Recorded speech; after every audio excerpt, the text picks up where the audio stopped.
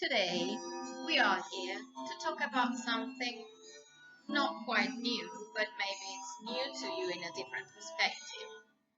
What do you think about if I mention romance?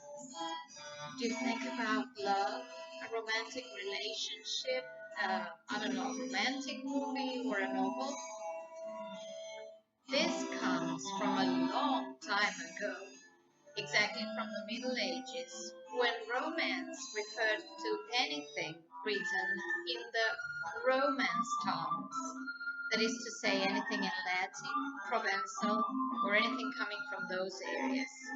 Usually, it was written in verse and it dealt with different topics, but the main theme was chivalry, knights in armor, damsels in distress, adventures, and it was usually fictional. That is to say, even though it has a historical background and the narration is historical, the stories were not real. And you will find a number of topics within them that we are going to see in the slides that come next.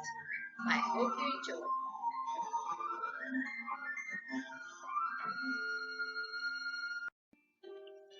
Now, my friends, the turn has come for the elements in romance.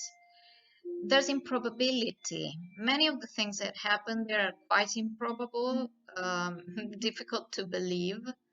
There's naivety. Many of the characters seem to be so innocent that you almost can't believe it.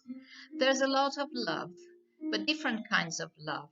Brotherly love, couple love, and also a lot of how can I say it? Loyalty, love in the form of the loyalty from a knight to his lord and his lady, and a lot of courtly love. But that is a completely different topic that should be developed uh, in a different video. There's a lot of extravagance in clothing, in monsters, in buildings, in landscapes. You can find the marvelous. The marvelous is in nature, the marvelous is in people, and the marvelous is also in creatures, monsters, fairies, magicians, and wizards. And there's also the mythic. A lot of myths appear in the romance epics.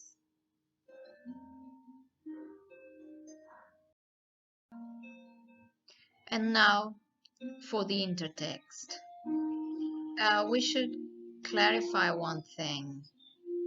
This has nothing to do with the Spanish romance. It has to do with the language, as in Romance languages, when a literary poetic form of Provençal or French or other Latin language origin arrived in Spain. So that is why it is referred to as romance.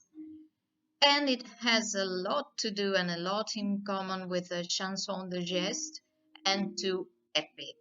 I think we've talked about epic poems, and they also contained a lot of castles, a hero, feats, and monsters. So this is what it is related to.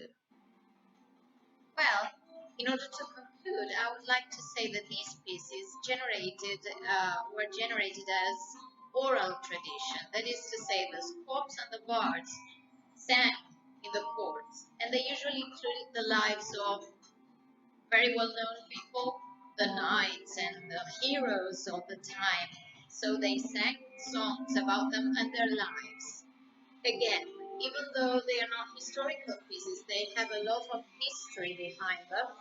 And I suppose when you read them, you notice that they have a lot to do with the time when they were written. Many of the well-known pieces in Spanish belong to Miguel de Cervantes Saavedra and many others, Quevedo. So if you go back and read those things, you will notice that there are many things in common for those who are Spanish speakers or in translation. Okay, so as they were sung, They have a lot to do with the ballads, even though the ballads were earlier pieces.